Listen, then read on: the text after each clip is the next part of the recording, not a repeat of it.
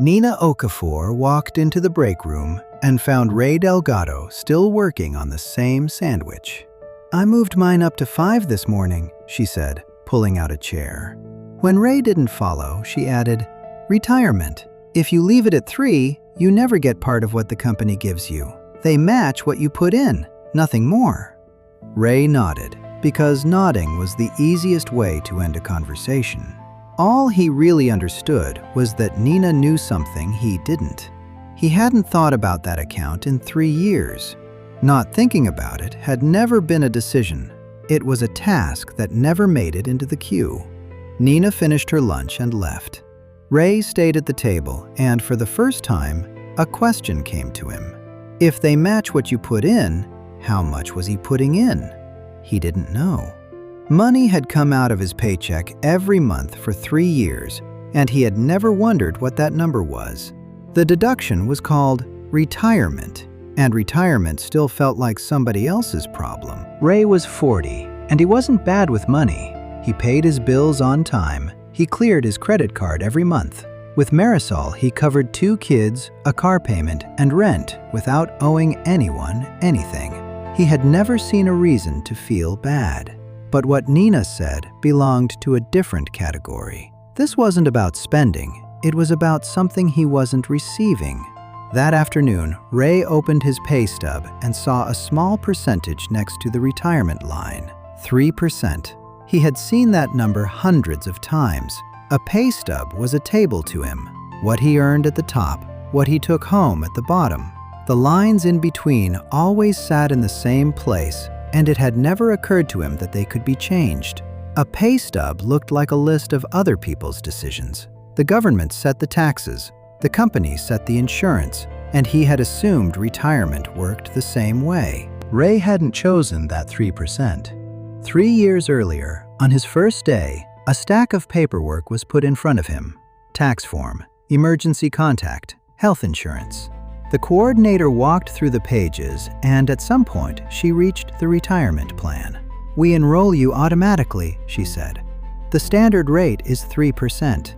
You can change it whenever you want." Ray looked at the page. The box was already checked. Changing it required doing something. Leaving it required doing nothing. He was learning 50 new things that day, and one was the warehouse fire exit plan. The retirement form was the least urgent item on the list. Ray signed it and turned the page. The other 3 people in the room did the same. Automatic enrollment exists for exactly this reason, to get people who do nothing at least somewhere. That day, Ray became the person who does nothing, and he stayed that way for 3 years. The picture in Ray's head was simple. There is an account. Money goes into it every month. The company adds some too, and one day it will be sitting there. Nothing was missing from it because he had never seen the whole picture. He thought of the company's money as a bonus. If they give it, they give it. How much was none of his business. Nina's sentence landed exactly there. The company calculated what it gave by looking at what Ray put in. It wasn't a bonus. It depended on a decision of his own, made 3 years ago without realizing it. On his way out, he passed Nina's desk and didn't ask. Asking would have meant admitting he hadn't looked in 3 years. He sat in the car for a while. He didn't know how much money it was, but he knew it was more than 0. He tried to work out 3 years in his head and couldn't, because he still didn't know what the company had been adding. That evening, Ray sat down at the kitchen table and looked at his account for the first time. The balance was higher than he expected. He felt better for a second, then realized it measured nothing. 3 years of contributions were bound to add up to something. That wasn't the number he was after. There was a document explaining the plan, 26 pages. Ray didn't read it front to back, and he knew he wasn't going to. He searched for one word, match. It appeared 9 times, and 8 were useless definitions. The 9th was a single sentence. The company added $1 for every dollar contributed up to the first 5% of salary. Ray read it twice, not because he didn't understand, but because he couldn't believe it was that simple. Nobody had told him in 3 years, except they had. It was said in that room, written on page 11, probably in an email once a year. Ray hadn't heard any of it. The information was sitting there. Nobody had put it in front of him. Ray's salary was $60,000 a year. 3% meant $1,800. The company added the same because the match was dollar for dollar. Every dollar Ray put in became 2, and he had never thought of it that way. But the limit wasn't 3%. The limit was 5. At 5%, his own contribution would have been $3,000, and the company's another $3,000. The difference was $1,200 a year, and it had failed to arrive because a number on a form stayed at 3. Ray wrote it down and looked at it. $1,200 was about 6 weeks of groceries. It was also money that took no effort and no risk. Change one box. His first thought was that this had to be a mistake. His second was that the mistake was his. The company had done exactly what it said. Then Ray added up the 3 years. $1,200 a year, $3,600 in total. The number sat there on the paper, and for a moment he thought he was done. He wasn't. The company's missing money wasn't the only gap. At 5%, he would have put in another $1,200 a year himself, and that money wasn't in the account either. Another $3,600 over 3 years, $7,200 in total. Ray checked the arithmetic again, hoping he had it wrong. He hadn't. And that was before any growth at all. If the money had been sitting there for 3 years, it would be worth more than that by now. Ray didn't try to work that part out. Past a certain point, it wasn't the size of the number that bothered him. It was the number itself. Marisol came into the kitchen and found Ray still sitting there. "What happened?" she asked. He pushed the paper toward her and explained what he had missed. Marisol looked at the paper, then at Ray. "Can you get it back?" she said. Ray couldn't answer because it hadn't crossed his mind. Getting it back. Maybe the company ran a correction at year-end. Maybe there was a way to make up a contribution afterward. Ray didn't know, and it wasn't something he could look up online. Every company's plan was its own. There was exactly one person he could ask, and she would be in her office in the morning. Ray folded the paper and put it in his pocket. Marisol didn't push and didn't get angry. She just said, "We'll talk tomorrow," as she turned off the light. What kept Ray awake wasn't the money. It was that he had never once asked. Diane Whitaker's office was on the 2nd floor, and her door was always open. Ray knew what to ask. He didn't know how. He put the paper on her desk. "I've been at 3% for 3 years, he said. "It should have been 5.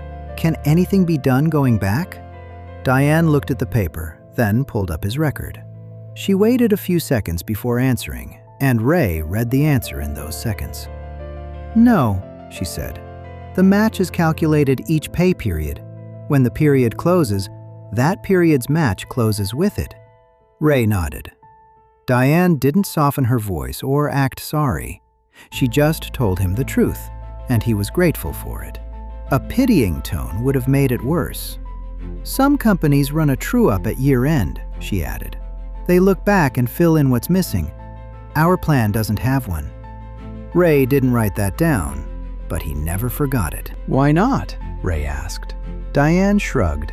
"The company chooses. It isn't required by law. It's a cost question."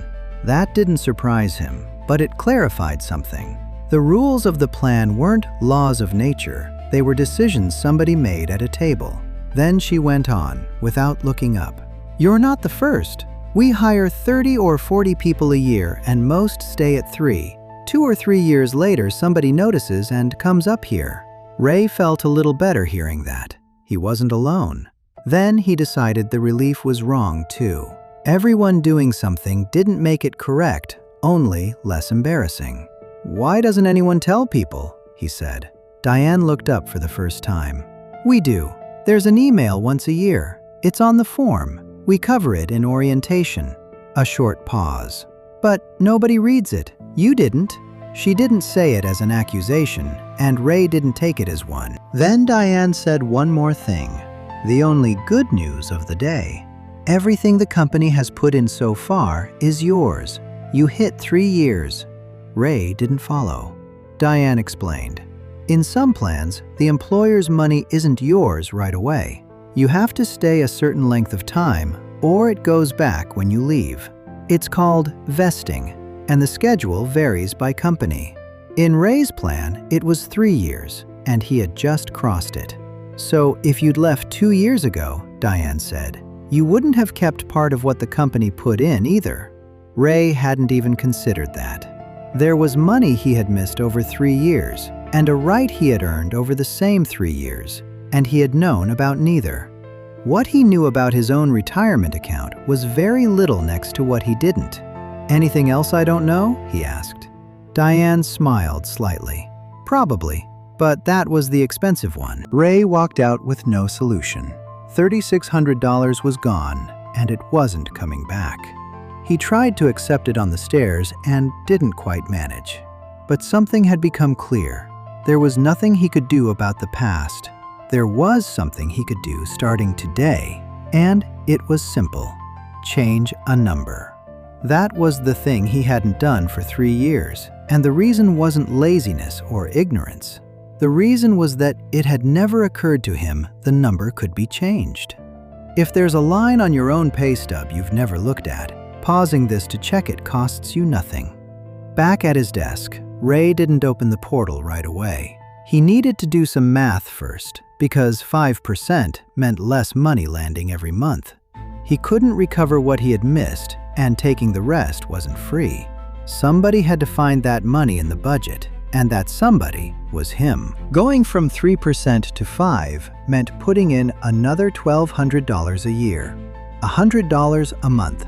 But his take-home pay wouldn't drop by a full $100 because the money came out before taxes.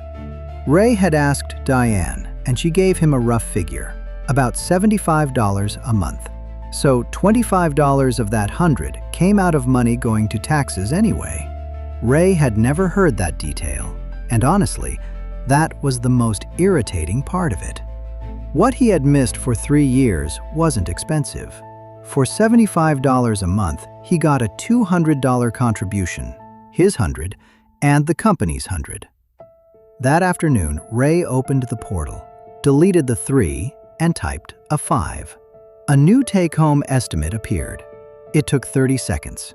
A 30-second task had waited 3 years. The hard part was never the task. The hard part was knowing it existed. On Saturday morning, Ray and Marisol sat at the kitchen table and worked out where the $75 would come from. Ray was bracing for a real sacrifice. It didn't happen. There was a gym membership nobody used, $32 a month. There were 2 streaming subscriptions and nobody watched both.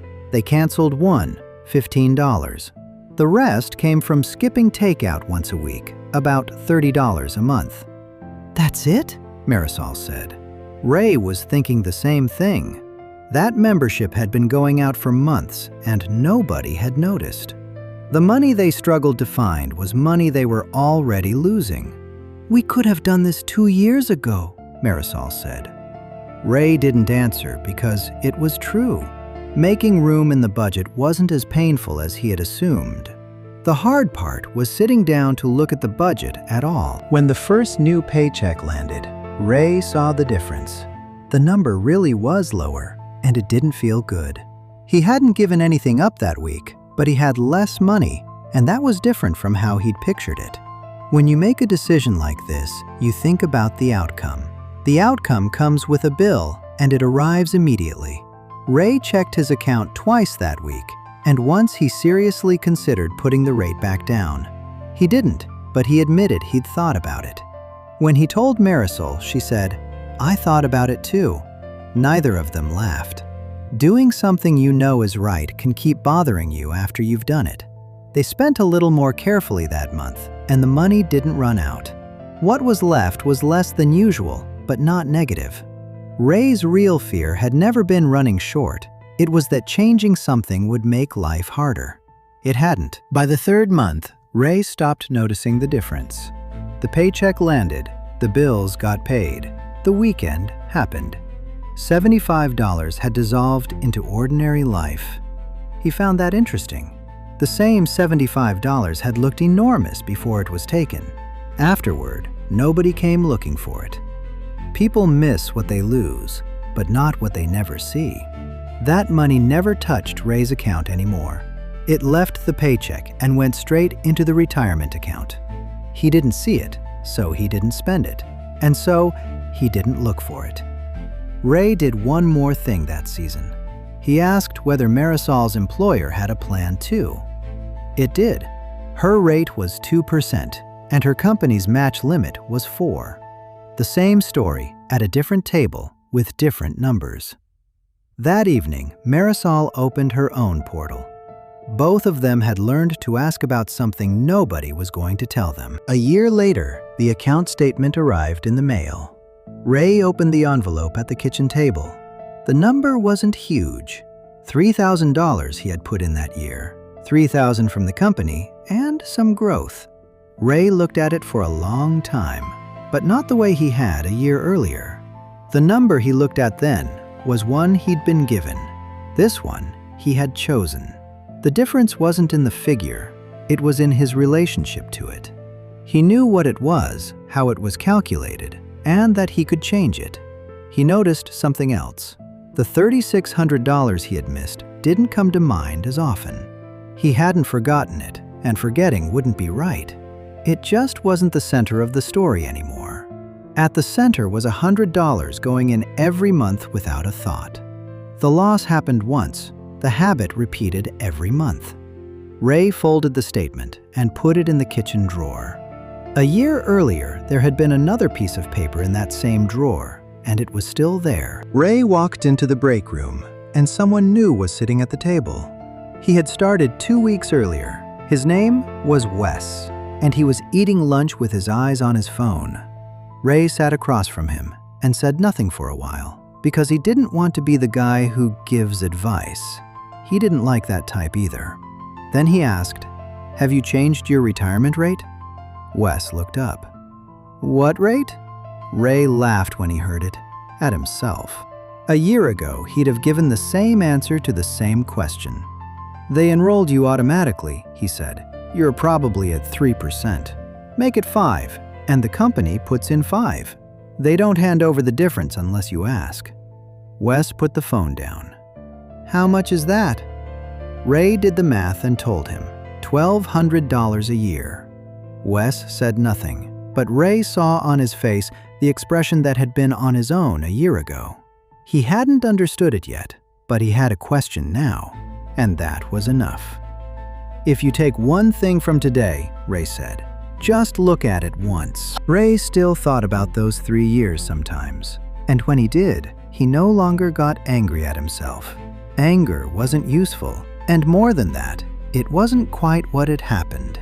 Ray wasn't stupid, and he wasn't lazy. He had simply done nothing. And the system was built for the person who does nothing. The box was already checked. The rate was already written. Nobody had lied. Nobody had insisted either. Changing it took an action. Leaving it took none. Ray took none, and the default setting decided for him for 3 years. He didn't think it was malicious. Nobody had tricked him. But he could also see this. In 3 years, not one person had tapped him on the shoulder and said, "That's your money, and you're not taking it." It wasn't anybody's job. It was only his, and he hadn't known. That was the one sentence Ray took out of those 3 years. On something nobody warns you about, not being warned isn't an excuse. The old pay stub is still in the kitchen drawer. Ray didn't throw it away. Every so often he opens the drawer, sees it, and closes it again. Marisol asked once why he kept it, and he couldn't quite answer. The reason is simple, really. That piece of paper is a reminder of how quiet a thing can be. For 3 years, no alarm went off. No screen turned red. Nobody called. Nobody sent a letter. The paycheck landed every month. Life went on, and in the background, a number sat lower than it should have. Opening your own pay stub today takes 5 minutes. What you find might not be a disaster. Maybe everything is fine. But until you look, you don't know. And not knowing is what cost Ray 3 years. The drawer is still there. He opens it about once a month, looks at the paper, and closes it. He doesn't make a ritual of it. He just does it so he won't forget.